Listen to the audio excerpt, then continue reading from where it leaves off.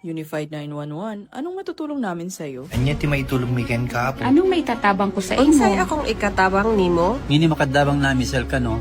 Sa anumang wika o dialekto, may tulong na darating sa iyo.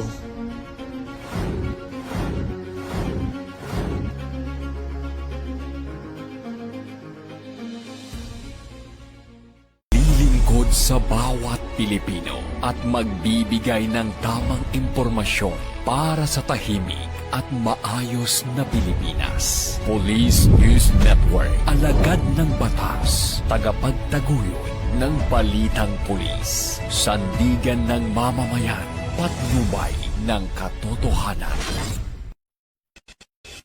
La Campo Crame, maghahatid ng pinakahuling kaganapan at nagbabagang balita. Ito ang PNN Police News Network.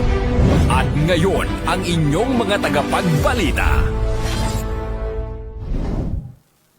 Magandang araw, bagong Pilipinas. Ako ang inyong alagad ng batas, tagataguyod ng Balitang Pulis. Ako po si Patrolman Adrian Dayao. Maghahatid sa inyo ng tamang balita, kwento ng pulis at serbisyo para sa mamamayan at ito ang PNP News Online, ang pangunahing balita ng Police News Network, alagad ng batas, tagataguyod ng Balitang Pulis.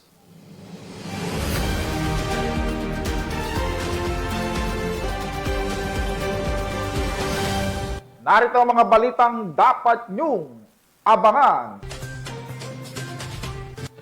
Mahigit 3 milyong pisong halaga ng shabu na kumpiska sa bypass operation sa Iloilo City. Lalaki arestado sa San Carlos City, Pangasinan dahil sa kasong karnaping.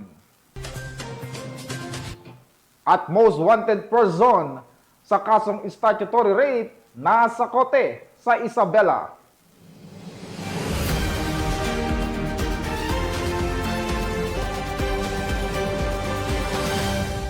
Narito ang mga balitang hatid ng ating PNN correspondents mula sa iba't ibang panig ng bansa.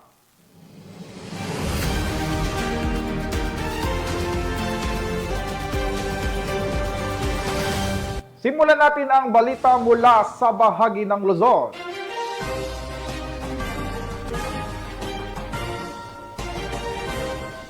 Sa ating unang balita, matagumpay na nasa kote ng mga operatiba ng Daraga Municipal Police Station ang isang street-level drug personality sa isinagawang anti-illegal drug operation sa Daraga, Albay.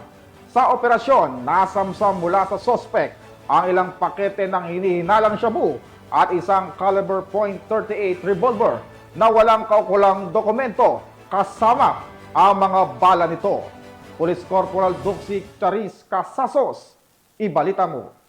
Isang matagumpay na operasyon kontra illegal na droga ang isinagawa ng Daraga Municipal Police Station sa pangunguna ni Police Lieutenant Colonel Edgar E. Azotea, Chief of Police, kasama ang PIDEA Albay Provincial Office at PIDEA Regional Office 5 nitong Oktubre taong kasalukuyan sa Barangay Namantao, Daraga, Albay na nagresulta sa pagkakakumpiska ng hinihinalang shabu at iba pang illegal na droga kasama isang hindi lisensyadong baril. Naaresto ay isang lalaki na kinilala sa alias na Ba, street-level individual at residente ng Kalapit Barangay. Na-recover mula sa kanya ang humigit kumulang sa 4 na gramo na hinihinalang shabu na nagkakahalaga ng 27,200 piso, isang caliber .38 revolver TMSW na walang serial number at kargado na 6 na bala at isang tricycle na ginamit sa transaksyon. Ang suspect ay naharap sa kasong paglabag sa Republic Act 9165 o Comprehensive Dangerous Drugs Act of 2002 at sa Republic Act 10591 o Comprehensive Firearms and Ammunition Regulation Act. Patuloy ang panawagan ng kapulisan sa publiko na makipagtulungan at magsumbong sa mga awtoridad kung may nalalamang impormasyon ukol sa iligal na droga at mga kahina-hinalang aktibidad.